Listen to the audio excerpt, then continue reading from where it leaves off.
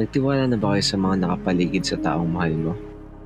Kaya mo ba magtiwala sa mga salitang ipapangako ng taong mahal mo? Sigurado ka bang kaya niya panghawakan yung mga sinasabi ng taong mahal mo? Mahal ka ba talaga ng taong mahal mo?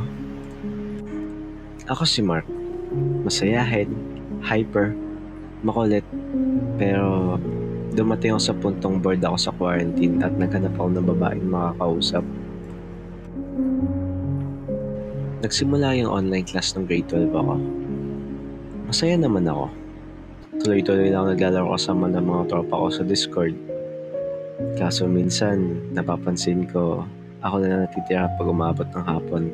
Umaalis kasi kagad sila para magbebe-time ng mga jowa nila. Alas 7 ng gabi, nakatunga nga lang ako tapos may isa sa mga klase ko nag-chat sa akin. Mark, pakopya naman ako sa math. Siya nga pala si Ashley. Kaklase ko at dati kong kababata sa probinsya namin. Malapit na malapit ako sa kanya nung bata pa kami. Kaya mabait din sa akin yung parents niya. Kaso simula nung lumipat kami, hindi ko na siya nakita. Pero ngayong online class namin, sa school namin siya nag-aral kaya laking tuwa ako nung muli namin pag-uusap. Hindi ka pa ba tapos dyan? Manghihingi ba ako sa'yo ng sagot kung tapos na ako? O tahan na. Send ko na lang sa'yo yung sagot. Nye. Noong una namin pasokan, wala akong intention manligaw sa kanya dahil meron pa siyang boyfriend that time. Pero aaminin ko sa sarili ko na meron akong pagtingin sa kanya. Uy, Mark, malayo ba yung school natin sa bahay niyo? Hindi naman. Walking distance lang. Bakit? Wala. Minsan naisip ko pag face to face na tambay tayo dyan sa inyo. Pwede naman. Tapos gala din tayo dito. Maraming kalaan dito sa amin. Masaya akong kausap siya. Pero alam ko yung limits ko at boundaries ko sa pakikitungo sa kanya. Dahil may boyfriend pa siyang iba. Pero dahil ako yung pinakamalapit niyang kaibigan na lalaki, ako yung boy best friend niya. Ilang taon na kayo ng boyfriend mo? Nag-isang taon na kami noong nakaraang linggo. Oh, saan kayo nagpunta? Yun nga eh. Hindi niya man lang naalala yung anniversary namin. Lo, ba't naman? Ayun, puro ML. Tutok na tutok dun. Ano ginawa mo nun? Wala, pinabayaan ko lang siya. Kahit lungkot na ako. Grabe naman kayong dalawa sa isa't isa. Kaya nga eh. Papagod na din ako sa kanya. Puro kasi siya laro eh. Ano ba yung banding niyo lagi? Ayun, sasamahan niya ako mga 2 games sa ML. Tapos, papaalam siya, sasamahan niya naman yung mga tropa niya. Anong naramdaman mo nun? Feeling ko, wala lang ako sa kanya. Hindi niya naman kasi ako prioritize. Sakit naman nun. Ewan ko din. Bala ko din to iwalayan. Lo, ba't mo naman kagad ihiwalayan? Nakakasawa na. Hindi naman siya dating ganyan. Nakakapagod na siya intindihin.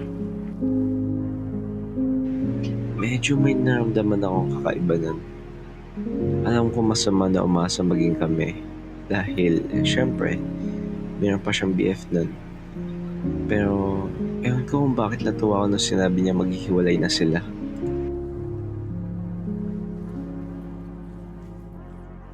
Malapit na matapos ang taon at bigla siya nag-chat sa akin.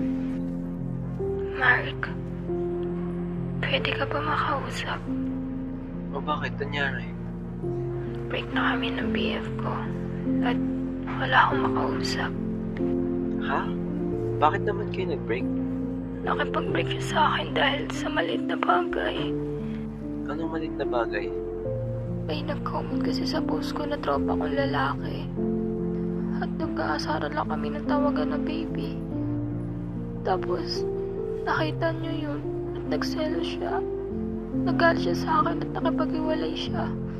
Hindi ko na din tinry ayusin dahil napapagod na din ako. Hayaan mo yung taong yun. Okay lang naman mapagod ang isang tao. Salamat Mark at nandiyan ka. Wala yun. Normal lang naman damayin ng isang kaibigan, di ba? Alam ko mali ako sa nararamdaman ko. Alam ko mali na natuwa ako nung sinabi na naghiwalay na sila. Lumipas ng 2 linggo na kinocomfort ko siya sa pag-iyak. Tinutulungan ko din siya sa mga schoolworks niya habang nag-move on siya. Pero makalipas ulit ng 2 linggo, may nagbago. Uy, Mark, pwede ba ang lumayo ka muna sa akin? Bakit naman? Masyado na kasi ako nakakabala sa'yo. At nakikita ko, ang dami mo nang natulong sa akin. At sumusobra na ako. Wala yun. Maliit na bagay lang yung mga pagtulong ko sa'yo. Hindi, Mark. Lumayo ka muna sa akin. Legit, Ashley. Okay lang sa akin itong tulong sa'yo. Hindi lang talaga kasi yun, Mark. Eh ano? Alam kong may nararamdaman ka sa akin. At nahalata ko yun. Ganun pa. Unti-unti kasi ako nagkaka-feeling sa'yo, Mark. At ayaw kita gawing rebound. Sige, Ash. Lalayo muna ako. Ayoko din naman i-take advantage yung sitwasyon mo ngayon. Salamat. Pinabayaan ko na muna siya magkaroon ng sarili niyang space. Totoo din naman na ayoko i-take advantage yung kalagayan niya ngayon. Alam ko din na naguguluhan lang siya nung sinabi niya may naramdaman na siya sa akin. Pero makalipas ng 3 araw, may nalaman ako. Nakita ko yung My Day niya at may kakol siyang ibang lalaki. Tinanong ko yung mga kaibigan niya at sabi nila rebound lang daw yun. Kwento ni Ashley sa kanila. Siyempre, nagtaka ako ng sobra dahil kung may nararamdaman siya sa akin, bakit di na lang ako? Lumipas ulit ng 1 linggo at nag-chat ulit siya. Uy, Mark. Oy, kumusta? Ito, nagiging okay na. Ikaw? Okay lang din naman. Simula nung nakaraang linggo, wala na akong nabalitaan sa'yo ah. Oo. Lumaya na ako sa'yo dahil may boyfriend ka na pala ulit. Boyfriend? Sino? Yung pinost mo sa My Day mo, Ah, yun ba? Naging rebound ko lang yun. anyari na sa inyo. Ayun, di kami tumagal ng 5 araw. Kinost ko kasi siya. Uy, Mark, matanong ko lang. May nararamdaman ka pa rin ba sa akin? Ha? Ba't mo naman natanong yan? Anong kasi malungkot ako, Mark. Naalala ko, ikaw yung nandyan para sa akin. Wala yun. Mark, para sa akin, laki ng bagay na yun.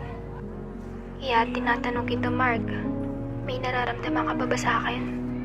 Bakit? Ano naman kung meron? Gusto ko sana bigyan kita ng chance. Seryoso ka ba? Oo naman, pero sagutin mo muna ang tanong ko. Meron pa ba? Oo, Ash. Inaantay lang naman kita. Wala ngayon, Mark. Sinasagot na kita.